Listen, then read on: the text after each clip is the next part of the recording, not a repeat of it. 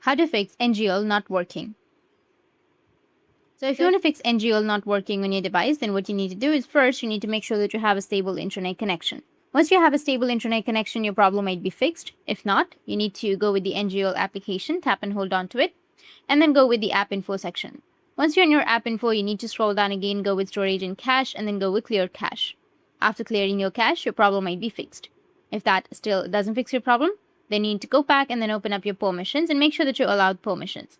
After allowing your permissions, your problem might be fixed. If that doesn't fix your problem, then you just need to simply go back and then open up your Play Store.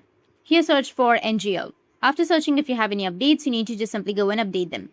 After updating, your problem might be fixed. If it doesn't fix, then you need to go and uninstall the application and then reinstall it. After reinstalling, open up your NGL and log into your account. And this will fix your problem. That's it. If you found this video helpful, hit the subscribe button and thanks for watching.